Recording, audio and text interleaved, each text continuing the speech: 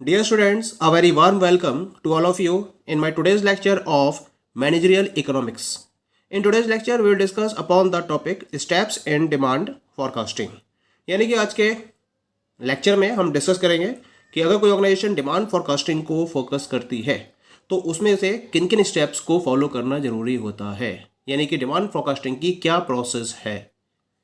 क्योंकि जो demand forecasting है ये एक साइंटिफिक एक्सरसाइज है, यानी कि सिस्टमेटिक वे में स्टेप्स को क्रिएट किया जाता है और फिर उनको फॉलो करते हुए डिमांड को प्रॉपर्ली फोरकास्ट किया जाता है। तो इसी वजह से हमें नंबर ऑफ स्टेप्स को फॉलो करना पड़ता है। At each step critical considerations are required to be met. These steps present a systematic way of initiating, designing, and implementing a forecasting system. The following steps are necessary for demand forecasting. क्या क्या steps हैं demand forecasting के case में? The very first step is the identification of objective. In the very first step of demand forecasting, the economist should be clear about the uses, forecast data, and how it is related to forward planning by the firm. Depending upon its use, the economist has to choose the type of forecast, that is short run or long run forecast, active or passive forecast, conditional or non-conditional forecast, etc. यानी कि objective identification में economist को बिल्कुल clear होना चाहिए कि जो forecast data है उसके क्या क्या यूजेस होंगे और फर्म के पॉइंट ऑफ व्यू से उसकी फॉरवर्ड प्लानिंग में ये किस तरीके से अपने रोल को प्ले करेगा। जब तक इकोनॉमिस्ट इस पर्टिकुलर पॉइंट को लेकर क्लियर नहीं होगा तब तक हम डिमांड फोरकास्टिंग के फर्दर स्टेप्स को फॉलो नहीं कर पाएंगे, क्योंकि इसके यूज के बेसिस पर ही जो इकोनॉमिस्ट है वो ये सेलेक्ट करेगा कि उसे किस टाइप की फोरकास्ट को फोकस करना है, शॉर्ट रन फोरकास्ट या फिर long run forecast, active forecast या पैसिव फोरकास्ट, कंडीशनल फोरकास्ट या नॉन कंडीशनल फोरकास्ट। ये किस पे डिपेंड करेगा? ये डिपेंड करेगा on the use of the demand forecasting by the firm. Clear? अब हम बात करते हैं नेक्स्ट स्टेप की। एक बार जब फर्म अपने ऑब्जेक्टिव्स को प्रॉपर्ली आइडेंटिफाई कर लेती है उसके बाद next step is the nature of product and market. अगले स्टेप में जो फर्म है, या हम बात कर रहे हैं पर इकोनॉमिस्ट की, जो इकोनॉमिस्ट है उसको ये कंसीडर करना होगा कि जो फर्म है जिसके रिगार्डिंग डिमांड फोरकास्टिंग को फोकस किया जा रहा है वो किस टाइप के प्रोडक्ट को प्रोड्यूस कर रही है या किस टाइप की सर्विस को प्रोड्यूस कर रही है और किस टाइप के मार्केट में वो ऑपरेट कर रही है। तो कुल मिला के नेचर ऑफ प्रोडक्ट और मार्केट को कंसीडर किया जाता है अंडर दिस पर्टिकुलर स्टेप। इसके लिए जो इकोनॉमिस्ट है इसके द्वारा बहुत केयरफुल वे में ये एग्जामिन किया जाता है कि जो प्रोडक्ट है वो कंज्यूमर गुड है या फिर प्रोड्यूसर गुड है, पेरिसेबल गुड है या फिर ड्यूरेबल गुड है। तो इस पर्टिकुलर पॉइंट को फोकस किया जाता है जिसके बेसिस पर प्रोडक्ट के नेचर को डिफाइन किया जाता है, क्योंकि कंज्यूमर गुड के रेफरेंस में फोरकास्टिंग की डिफरेंट टेक्निक फॉलो की जाएगी और प्रोड्यूसर गुड के केस में अलग टेक्निक को फोकस किया जाएगा। ऐसे ही पेरिसेबल या फिर ड्यूरेबल प्रोडक्ट्स की बात करते हैं, क्योंकि पेरिसेबल प्रोडक्ट्स क्या होते हैं ना, इनकी लाइफ शॉर्ट टर्म होती है तो यहाँ पर शॉर्ट टर्म फोरकास्टिंग को फोकस किया जाएगा। ड्यूरेबल प्रोडक्ट्स क्या होते हैं, ये लॉन्ग लाइफ होती है इनकी, तो यहाँ पर लॉन्ग टर्म फोरकास्टिंग को फोकस किया जाएगा। तो इस तरह से डिफाइन किया जाता है सबसे पहले कि whether the product is consumer good, producer good, perishable good और ड्यूरेबल गुड। इसके साथ साथ जब हम पर्टिकुलर प्रोडक्ट के रिगार्डिंग डिमांड को एनालाइज कर रहे होते हैं तो उसके साथ साथ हमें उस फिनिश्ड गुड में यूज किए जाने वाले रॉ मटेरियल्स और इंटरमीडिएट गुड्स की डिमांड को भी प्रॉपर्ली एनालाइज करना बहुत जरूरी होता है। यानी कि जो फिनिश्ड गुड्स हम प्रिपेयर कर रहे हैं उसको प्रोड्यूस करने के लिए हमें जो रॉ मटेरियल चाहिए या जो हमें इंटरमीडिएट गुड्स की रिक्वायरमेंट है उनकी डिमांड को भी प्रॉपर्ली एनालाइज किया जाता है। इसके साथ साथ टाइम फैक्टर भी एक क्रिशियल डिटर्मिनेंट होता है जब हम डिमांड फोरकास्टिंग की बात करते हैं, यानी कि टाइम फैक्टर को भी कंसीडर किया जाता है। फॉर एग्जाम्पल हम पेरिसेबल कमोडिटीज़ की बात करते हैं। पेरिसेबल कमोडिटीज़ क्या होती है? जिन कमोडिटीज़ की लाइफ बहुत शॉर्ट होती है इनको आपने कंज्यूम किया और इनका एग्जिस्टेंस फिनिश। जैसे कि फ्रेश वेजिटेबल्स है, फ्रूट्स है, मिल्क है, ये सब क्या होते हैं? ये सब पेरिसेबल कमोडिटीज होती हैं। तो इनको एक लिमिटेड पीरियड ऑफ टाइम के अंदर अंदर सेल किया जा सकता है, नहीं तो उसके बाद क्या होगा? They will be counted under wastage. तो इनको एक लिमिटेड पीरियड ऑफ टाइम के लिए सेल किया जा सकता है। अगर स्टोरेज फैसिलिटीज अवेलेबल है तो जो कंज्यूमर्स हैं वो डिमांड को एडजस्ट कर सकते हैं according to price, income and availability. इसी वजह से इससे क्या होगा? इससे डिमांड फोरकास्टिंग क्या करेगी? वेस्ट को अवॉइड कर सकती है। तो जहां हम पेरिसेबल कमोडिटीज की बात करते हैं वहां हमें शॉर्ट टर्म डिमांड फोरकास्टिंग को फोकस करना होता है। और शॉर्ट टर्म फोरकास्टिंग को फोकस करने से क्या फायदा होगा? जो पेरिसेबल कमोडिटीज की वेस्टेज है उसको अवॉइड किया जा सकता है बहुत ही प्रॉपर वे में। Point is clear? इसके साथ साथ टाइम फैक्टर के साथ साथ हमें यह भी कंसीडर करना होता है कि जो प्रोडक्ट है वो अपनी किस स्टेज में है जब हम इसके डिमांड को फोरकास्ट कर रहे होते हैं। अब स्टेज कौन कौन सी होती हैं? इंट्रोडक्शन स्टेज है, ग्रोथ स्टेज है, मैच्योरिटी एंड सैचुरेशन स्टेज है, ऑब्सोल्यूशन एंड डिक्लाइन स्टेज है। ये टोटल 4 स्टेजेस होती हैं। जब हम बात करते हैं इंट्रोडक्शन स्टेज की तो ये प्रोडक्ट की स्टार्टिंग स्टेज होती है और यहाँ पर प्रोडक्ट की सेल बहुत कम होती है।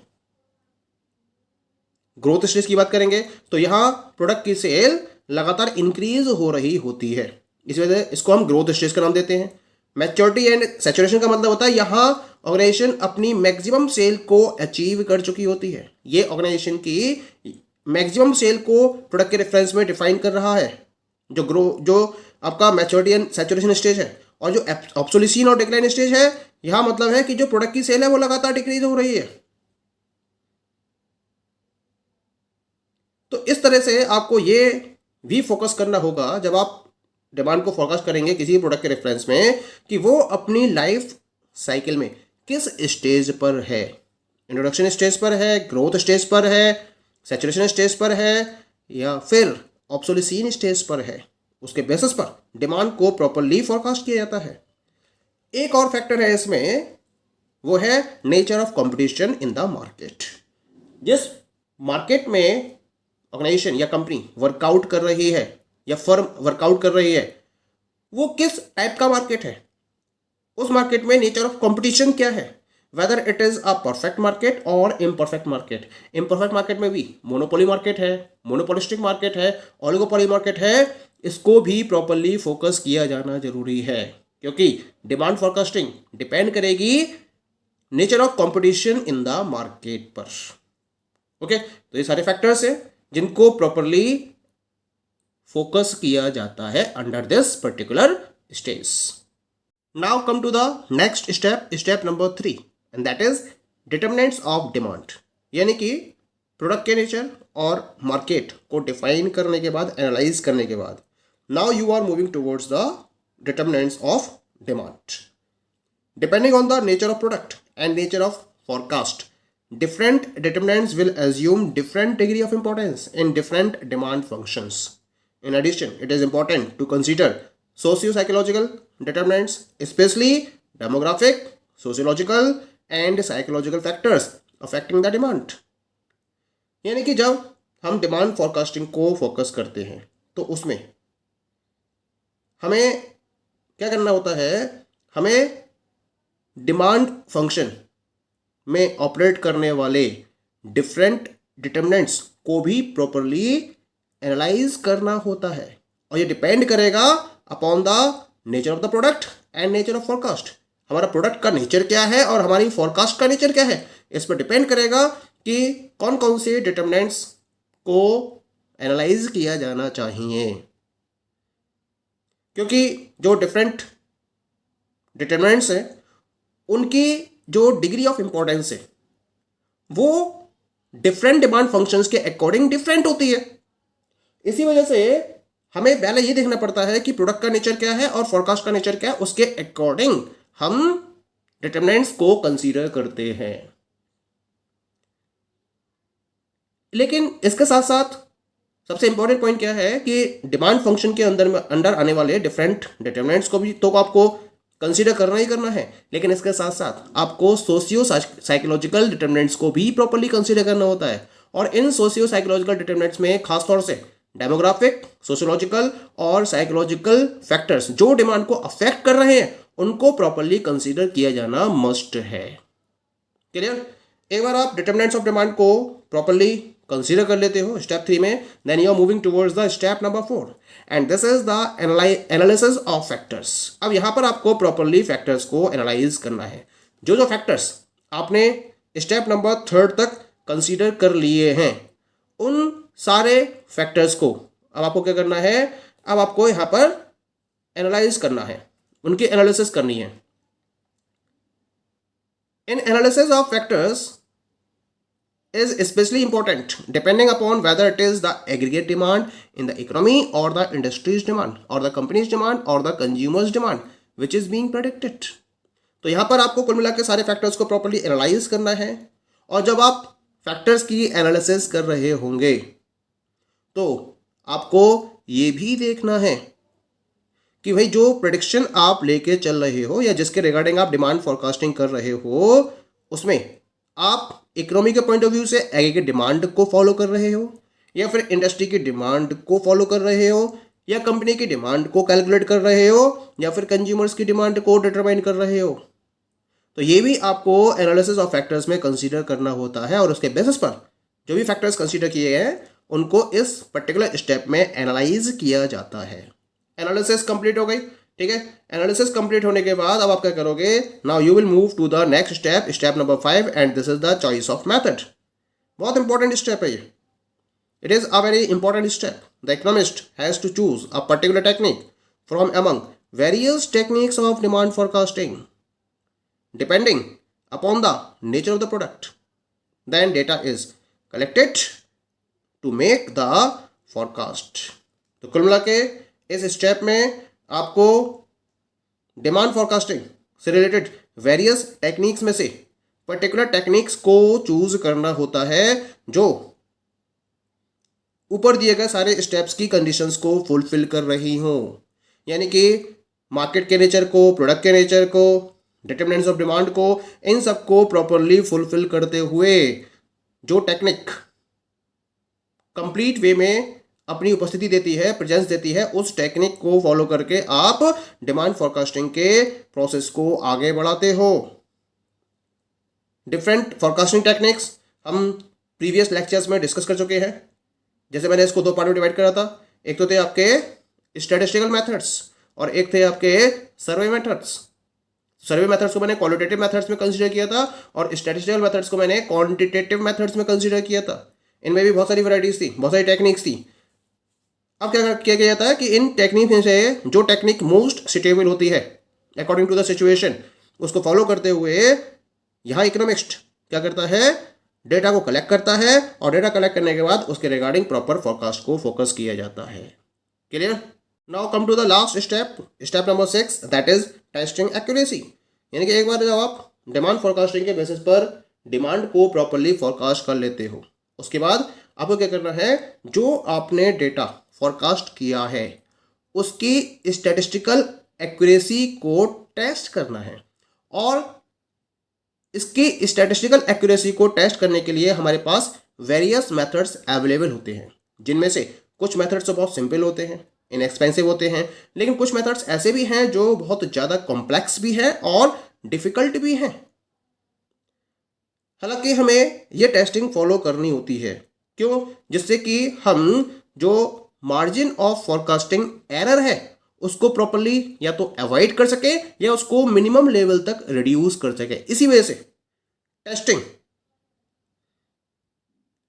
हाईली रिक्वायर्ड है, ठीक है। और इसके बेसिस पर हम अपनी डिसीजन मेकिंग को भी प्रॉपर्ली इंप्रूव कर सकते हैं। तो यहां मैंने एक बहुत सिंपल सा मेथड डिस्कस किया है एक्यूरेसी को टेस्ट करने के रेफरेंस में, जिसे हम नाम देते हैं percentage absolute error, in short PAE। ये वो मेथड है जिसके बेसिस पर हम प्रॉपर्ली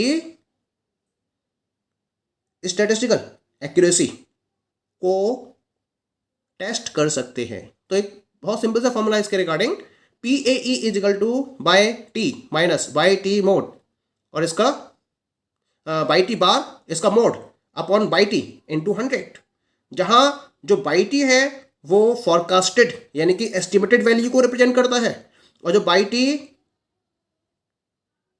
बार है वो रियलिस्टिक या फिर एक्चुअल या ट्रू वैल्यू को रिप्रेजेंट करता है। मान लीजिए कि एक एग्जांपल मैं ऐसे ही आपसे डिस्कस कर लेता हूँ, मुझे परसेंटेज एब्सोल्यूट एरर निकालनी है और बाई टी दे रखा है, मुझे एस्टिमेट किया गया डिमांड को 100 यूनिट्स, लेकिन जो रियलिस्टिक वैल्यू है वो आई 90 यूनिट्स की। तो यहाँ पर जो परसेंटेज एब्सोल्यूट एरर होगी वो कितनी होगी, 100 minus 90 upon 100 into 100, 10 upon 100 into 100 यानी कि 10%। तो यहाँ पर जो परसेंटेज एब्सोल्यूट एरर है वो 10% की है, यानी कि 90% तो आपकी फॉरकास्टेड वैल्यू करेक्ट है, लेकिन 10% का अभी भी डिफरेंस आ रहा है। ठीक है, तो इस तरीके से हम क्या कर सकते हैं, स्टैटिस्टिकल एक्यूरेसी को गिवन फॉरकास्ट में प्रॉपरली टेस्ट कर सकते हैं। Okay, so this is about the process of demand forecasting. Thank you.